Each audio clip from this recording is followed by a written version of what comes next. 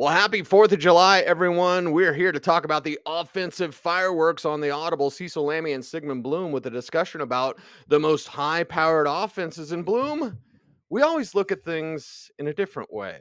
Can a Mhm. team like Kansas City be even more explosive in 2023? Absolutely, they can. I think that we saw last year as kind of a referendum, like how much did Tyreek Hill make this offense what it is? And the answer is not very much, if at all. Not that Tyreek Hill didn't have a great effect on the Miami offense. We're not trying to say Yes. Tyreek Hill is not an influential player, but it actually ends up that the influence that Patrick Mahomes exerts is the biggest influence.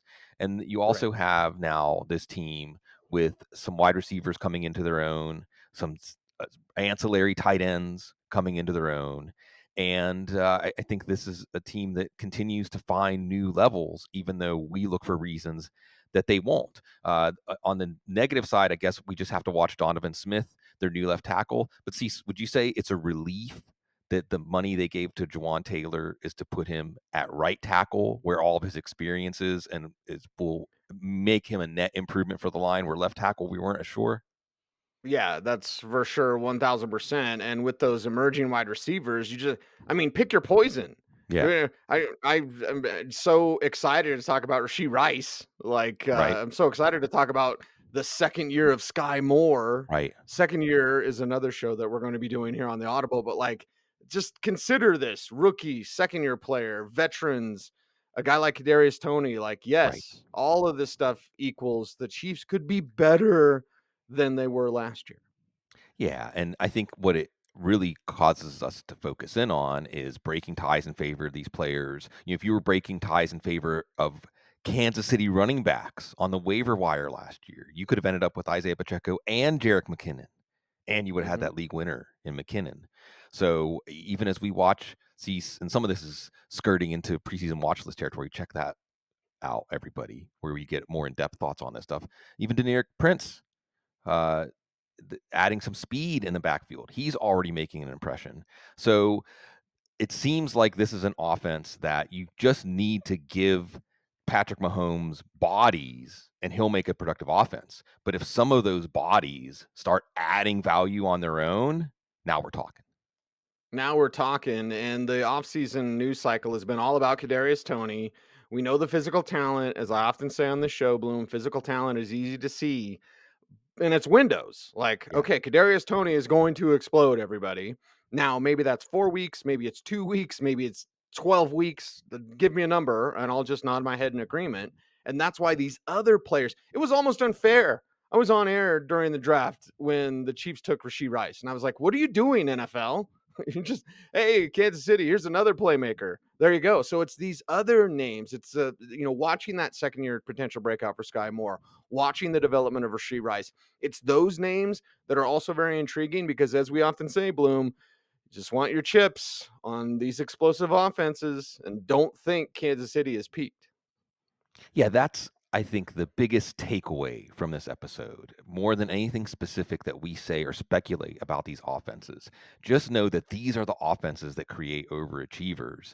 And you should, again, be breaking ties in favor of players from these offenses. You should be paying closer attention to how things shake out in training camp, maybe how injuries can affect things. And know that for any of these players, upside is built in just because of the uniform they wear. Yeah, because of the uniform they wear, and even the tight ends, we're all watching Travis Kelsey, who's Right. arguably the greatest tight end of all time. But you know what? And again, we're venturing into preseason watch list territory. I always love watching Noah Gray. Like him at the Yeah. Senior Bowl. Jody Yeah. Fortson's got some Jody talent Fortson. if he Yeah. stays healthy. There's other talent. So it's like all of these guys, if they're wearing a Kansas City helmet, I want them on my fantasy radar. Yeah, and I think that we think about injury upside backups at running back a lot. We don't think about them as much at tight end, and this is one where, especially if you're in the school of thought that when a player gets to Travis Kelce's age, it's better to be a year early than a year late. Well, Right. that means that you have to be monitoring these backup tight ends, and then just with the plethora of wide receivers they have, and again, it could be Justin Ross. I mean, it could be Mhm. any of these guys. It could be different guys for different stretches of the year, and it just means you need to pay extra attention to these offenses because they'll help you win. Yeah, I'm shocked and saddened that it took us 5 minutes to get to Justin Ross, but Yeah. either way, Kansas City can be more explosive, and you bet your ass the Los Angeles Chargers can. Are you kidding me? Of course they can, because Joe Lombardi's not there calling dink and dunk plays. Instead, it's Kellen Moore. Now, Kellen Moore once seemed to be on the fast track to be a head coach. That, fell off the rails, but how do you get it back on track? You have a bunch of downfield passing Yeah. with Justin Herbert. I believe, we've heard great things about Quentin Johnston this offseason. It was Derwin James commenting, and that rookie could make plays. Almost another one of those unfair things. Like, you let the Chargers have Quentin Johnston? Are you kidding me? So here we go again. And as we like to do, Bloom, just don't think you've seen the best, especially because Justin Herbert was such an odd fit last year with Lombardi.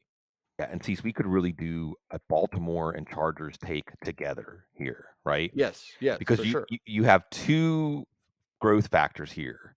One is how much was the previous offensive coordinator holding things back, right? How much was Greg Roman holding things back? How much was Joe Lombardi holding things back? Is Joe Lombardi as an offensive coordinator known for anything but holding things back? And and then again, we can revisit Justin Herbert's rookie year. You know, Pep Hamilton, Shane Steichen. These were guys that were involved in that. What do we remember about that? Downfield passing, right? Mhm. That's what was missing from this offense. So then the next question you ask is, well, who's going to benefit? They have a wide receiver there who's pretty good at getting downfield and getting the ball in the air, Mike Williams. And sees, I'm Mhm. shocked to see that Mike Williams' ADP is actually lower this year, lower as in he costs less than it was last year. Last year he was a third, fourth round pick. This year he's more like a fifth round pick. I think there's a lot more Crazy. reason to think he's going to be successful this year in this new approach. Like you said, it means we put Quentin Johnston on our watch list.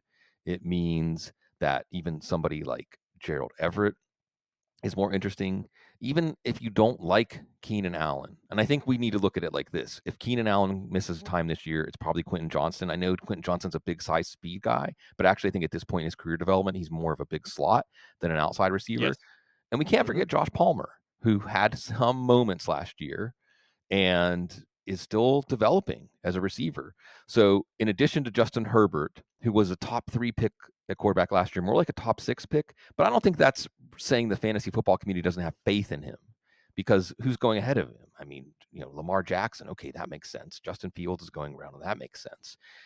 There's a chance for great growth there for Herbert, for his targets. I think that's part of the reason that Austin Eckler deserves to stay in the top 3, 5 of drafts, even though this might be his last year with the team. We should all be excited to see what Justin Herbert does in a more bold pass offense. Can we be excited about Josh Allen? Please, can we be excited? I wanna be excited towards playoff time, that's Right. NFL terms, but fantasy football terms, again, looking at explosive offensive fireworks, yeah, Buffalo, now with more Dalton Kincaid. Yeah. Now with the best receiver in this entire class, and I don't care that he plays tight end. We just talked about Quentin Johnston. We'll talk about other rookie wide receivers. The best receiver in this class was Dalton Kincaid, and he's a Buffalo Bill. How's Hmm. that impact what they do in their explosivo? I feel like Jack Black. We should have some Hmm. Tenacious D playing, Yeah. like explosivo when it comes to Josh Allen and a company. Yeah. Ramses is the greatest. Uh, no, this offense, it starts with Dalton Kincaid, Cease, but that's not the exhaustive list of reasons this offense can be better this year. I think that, well, first of all, one of the things that could make it better is what held this offense back in the second half of the year last year. Josh Allen's elbow injury. Mhm. We're talking about now. I'm not saying that's an injury that he suffered as a runner, but we're talking about taking some off his plate as a runner. He's talking about it. The team's talking about it, keeping him more durable. What's going to help with that? An actual running game. Enter Damian Harris. Enter Latavius Murray. Okay. Now for fantasy, it could be a little bit of a drag on Allen's rushing stats. But remember, Josh Allen was far and away the fantasy quarterback one when he got hurt last year. And he was on his way, Cease, to being a first round pick in fantasy leagues if he had kept up his pace for the Yes. first half of the year. So even if he drops off a little bit from that pace, but sustains it for the whole year, he could be worth more than he was last year. And he's going off the board usually as the first quarterback in fantasy drafts, often as high as the third round in the Football Guys Championship with 6-point passing touchdowns in the second round or even late first round. Patrick Mahomes sometimes going ahead of him because of the 6-point pass touchdowns. So you have a legit running game. Defenses actually have to honor the running game. It isn't Zach Moss running at you now. It's Damien Harris. Knock on wood, he stays healthy, although Latavius Murray can do a reasonable impression of a starting running back. It's not just Dalton Kincaid. Khalil Shakir is going to be in his second year. He's exciting with the ball in his hands. Yeah. Hey, Deontay Hardy. Deontay Hardy gives them a legit deep threat. Take the top off of defenses. They have not had that in previous years. Shot plays, downfield. Gabe Davis was banged up last year. What if he stays healthy? So Right. there's a lot more ways this offense can get better than get worse. And it was already a fantasy bonanza. In the So bonanza, I don't we know should be who I love excited. more, Bloom. Hmm. Khalil Shakir or Romeo Dobbs. We will Yeah. not be talking about Green Bay in this offense, but you mentioned Hardy there. I was at Josh Allen's pro day. Has everyone heard Uh-huh. that? And I saw him throw it about 85 yards. Like cannon, absolute hose. Right. When he was thrown to the sidelines, they even warned us, like, "Hey, be careful, the ball's gonna." I could hear the football. Yeah. Like you and I've been field level at plenty of these practices. Like when you could hear Josh Allen rip that out, like you could hear the ball cutting the air. So you're telling me deep shots, shot Yeah. plays? Yeah, guy can throw 80 plus. Yeah, Yeah. let it fly. Yeah. They have ways to punish teams for having light boxes. They have ways to punish teams for playing single high safety. They have ways to punish teams for leaving both wide receivers in single coverage outside, playing man on man. There's a lot of different things they can do. We haven't even mentioned James Cook in his second year and the dimensions that he can add. Remember, this is with James Cook and Khalil Shakir. Don't get it twisted. It's a good Cecilism. Mm. Hey, just because they didn't play very much in their first year doesn't mean the team's disappointed in them. That's just the Bills' way. They don't put a lot on the plate of rookies. They're going to be in bigger roles. They're going to have more influence. Now, maybe for fantasy, it could create a good problem for the Bills, which is week to week. It could be, well, we know Stephon Diggs is going to get his. Somebody different is going to step up each week, depending on the matchups, depending on the weaknesses of the opposing defense, depending on just who's hot, who's healthy, who's hurt. But this is by far the most stacked and diverse Bills offense we've seen in the Josh Allen era. Before we move on from Buffalo, can Diggs do more? We know this offseason he's been reportedly unhappy with his role, although Sean McDermott said that I think, quote, they're in a good place, close quote, whatever that means. So, Diggs will get his. Will he get a little more? Will he ask for a little more? Will they use him a little differently? Like, Yeah. Diggs unhappy with his role. Okay, dude, you got everything. Like, can you get more? I don't know. Yeah, I mean, all these things would point to no, but a la Amon-Ra St. Brown, who's still going in the top 20 of drafts, with Amon-Ra St. Brown, and we're going to talk about Detroit, Yes. that his targets can't go up. His target share can't go up when you're adding more viable targets. It's the same story we're telling for Buffalo, but his targets can get more valuable against defenses that are more stressed out. So I think that's the path for Diggs to quote unquote do more. But I'll just add this: Matt Harmon, friend of the show, our Love nephew, him. Reception Perception. He just ran his Stephon Diggs numbers for 2022, and he said it might be his best season so far to date, as far as the underlying metrics of getting open. So Stephon Diggs' decline, it's still past the horizon. I'll make this one real simple, Bloom. Can Philadelphia be more explosive this year? I think the easiest path to that, of course, the answer is yes. I think the easiest path to that is Jalen Hurts continuing to grow as a player, everybody in this offense continuing to get more accustomed to and comfortable in what they do. I think that DeAndre Swift and Rashad Penny, if they can stay healthy, even one of them can stay healthy and be reliable. That's going to add a dimension to the running game that they didn't have last year. Miles Sanders is physically gifted, undisciplined as a runner, and sometimes just I think probably would drive coaches crazy because the Penn State running backs, right? Saquon Barkley, another one. Well, Saquon Barkley, you kind of tolerate because he'll make those plays where he does something astounding, makes 6 guys miss or breaks tackles to get through a whole defense. Miles Sanders wasn't doing that and did other things to be unreliable. So we could see a potential boost in the running game.